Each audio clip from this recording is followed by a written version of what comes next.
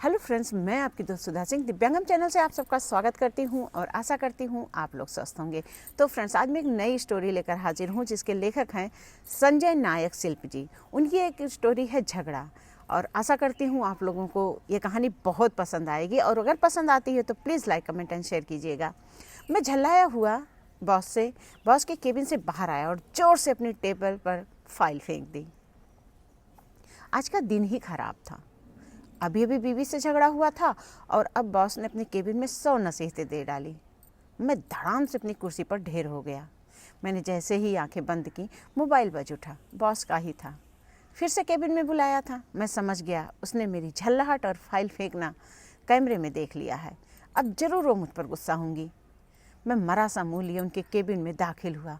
उस 55 साल की रौबदार औरत ने चश्मे में से झांकते हुए मुझे बैठने का इशारा किया और इंटरकॉम पर 2 कॉफ़ी का ऑर्डर दिया।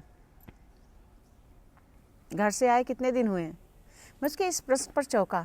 जी 2 महीना हो गए, मैंने जवाब दिया। घर पर झगड़ा हुआ है? अजीब सवाल था पर सच था। मैंने नीचे देखते हुए हाँ में सर हिलाया। कोई बात नहीं, जो शेयर कर सकते हो शायद मैं हेल्प कर सकूं आपकी। मैं भी गृहिणी हूं और घर के झगड़े क्यों होते हैं, कैसे सुलझाते हैं, मैं बेहतर से जानती हूँ। कुछ देर में खामोश रहा, फिर बताया। मेरी बीवी हर काम उलझा देती है, कोई काम पूरा ही नहीं करती, बीच में छोड़ देती है। इसी बात को लेकर हम दोनों में झगड़ा हो जाता है। सारी बात तो बताओ। जी आपको पता है, मुझे घर जाने में 2 से 3 महीने लग जाते हैं। इस बार गया था तो उससे कार ड्राइविंग सीखने के लिए एक ड्राइविंग स्कूल से जोड़ कर आया था। 15 दिन में वो ट्रेंड करने वाले थे, मगर 6 दिन बाद ही जाना उसने बंद कर दिया। उधर मेरी साली और उसका पति हमसे हर चीज़ में होड़ करते हैं।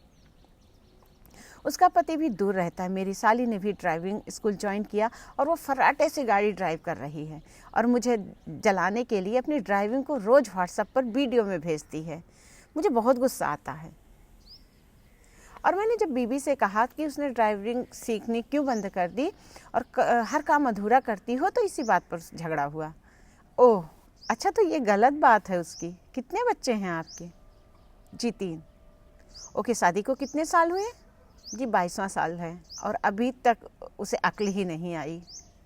और साली की शादी कब हुई? जी 5 साल हुए। और आपकी बीबी और साली के बीच का एक पीढ़ी का अंतर है जो युवा और आपकी पत्नी की तुलना से ज़्यादा मॉडर्न है, जबकि आपकी पत्नी 22 साल की पुरानी शादी किए है। आपका घर संभालते संभालते 3 बच्चे, वो सब कुछ देख रही हैं। अगर समय मैनेज करने के कारण गाड़ी चलाना नहीं सीख पाई तो क्या वो नाकारा हो गई? मैंने गर्दन उठाकर बॉस को देखा। वो फिर बोली, बच्चों की पढ़ाई में कोई दिक्कत आ रही है? मसलन उनकी किताबें, टिफ़िन, यूनिफॉर्म, होमवर्क, बीमारी में देखभाल? नहीं। तो देखिए, आपकी पत्नी अपना हर कर्म अच्छे से कर रही हैं। आप दूर रहते हो, वो घर संभालती हैं। अगर वो कुछ नया सीखने में असमर्थ हैं तो आप उनसे झगड़ोगे क्या? अपना गुस्सा निकालेंगे? एक बार भी सोचा कि 22 साल से आपको और आपके घर को जो संभाल रही है उसके लिए तो सहानुभूति होनी चाहिए कि वो सब अच्छे से कर पा रही है, वो भी अकेले। क्या आपको उसके किए का कोई मान नहीं? जी है, वो और सब ठीक कर रही है। ठीक है, जाइए उनसे कॉल पर बात कीजिए और नेक्स्ट वीक 1 सप्ताह की छुट्टी लेकर उन्हें ड्राइविंग सिखाकर आना, और आज के बाद फाइल मत फेंकना। मैंने बीबी को फ़ोन किया। जूली यार सॉरी, मैंने बेवजह तुम पर गुस्सा किया, मुझे माफ़ करना। और सुनो, जल्द 1 सप्ताह की छुट्टी में आ रहा हूँ तो ड्राइविंग सिखाकर ही लौटूंगा। Love you darling, love you darling. मुझे भी माफ़ कर दो, मैं कुछ ज़्यादा ही गुस्सा खा गई। सुनो, आते वक्त मेरे लिए 2 सूट ले आना। साड़ी में ड्राइविंग सही से नहीं हो पाती है। मेरे चेहरे पर मुस्कान आ गई। शायद सीसीटीवी में बॉस ने सब देखा होगा कि मैं अपनी बीबी से कैसे सॉरी बोल रहा हूँ। तो फ्रेंड्स, ये संजय नायक शिल्प सर की कहानी है। और ये होता है ना कि पति पत्नी में तो लड़ाइयाँ होती ही हैं। पति कहते हैं मैं ज़्यादा करता हूँ, पत्नी कहती है मैं घर के काम ज़्यादा करती हूँ, तो इसकी वजह से लड़ाइयाँ होती हैं। लेकिन यहाँ पर मैं आपसे एक बात अपनी तरफ से कहना चाह रही हूँ कि पति पत्नी गाड़ी के दो पहिए हैं। हमारे यहाँ मम्मी जी बताती हैं, अक्सर वो कहती हैं कि पति पत्नी एक गाड़ी के दो पहिए हैं। अगर एक पहिया पंचर हो गया तो गाड़ी एक पहिए पर नहीं चल सकती। इसी तरह पति पत्नी होते हैं। अगर पति बाहर कमाता है तो पत्नी घर की देखभाल करती, बुजुर्गों की देखभाल करती, बच्चों की देखभाल करती है। उसकी भी जिम्मेदारियां कम नहीं होती हैं। अक्सर लोग बोल देते हैं कि आप घर में दिन भर तो रहती हो, तुम्हें क्या काम है, तुम पूरा दिन घर में रहती हो, सोई रहती हो, बैठी रहती हो। पर नहीं, घर में भी बहुत सारे काम होते हैं जो एक पत्नी करती है। अगर वो समय से खाना बनाकर पति को ना दे, समय से टिफ़िन बनाकर बच्चों को ना दे, तो क्या बच्चे स्कूल पहुँच पाएंगे। वो घर के हर ज़रूरत का ख्याल रखती है, घर में क्या चीज़ है क्या चीज़ नहीं है, हर चीज़ का वो ख्याल रखती है। और आज की नारी तो बहुत आगे है सब चीज़ों में। और इसके बावजूद अगर आप ये बोलते हो कि दिन भर करती क्या हो, तो दिन में बहुत ऐसे काम होते हैं। अगर आपको ऐसा लगता है कि आपकी पत्नी कुछ नहीं करती, तो एक दिन अपना काम चेंज करके देखिए, आप खुद समझ जाएंगे कि आपकी पत्नी घर का कितने अच्छे से ध्यान रखती है। और कहते हैं ना, आदमी लोग अक्सर बोल देते हैं कि मैं इतना मेहनत करता हूँ तभी मैं आगे बढ़ रहा हूँ, लेकिन नहीं, एक पति और पत्नी जब तक दोनों आपस में सामंजस्य बैठाकर नहीं चलते हैं, तब तक कोई भी आगे नहीं बढ़ सकता है।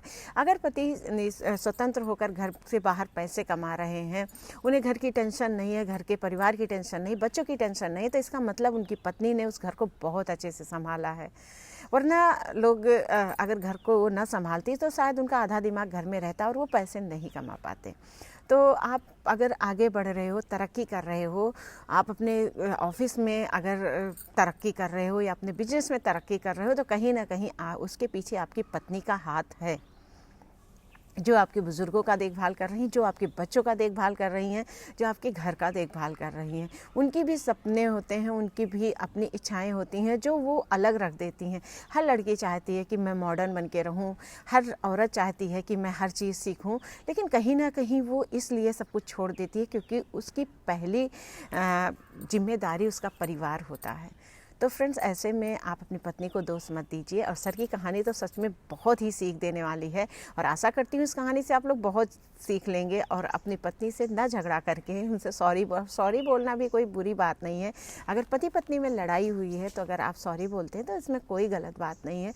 हाँ, थोड़ा सा खुशी मिल जाएगा आपकी पत्नी को। और अगर आप से गलती हुई है, मैं पत्नियों से भी कहना चाहती हूँ, अगर आपसे गलती हुई तो आप भी सॉरी ज़रूर बोलिए।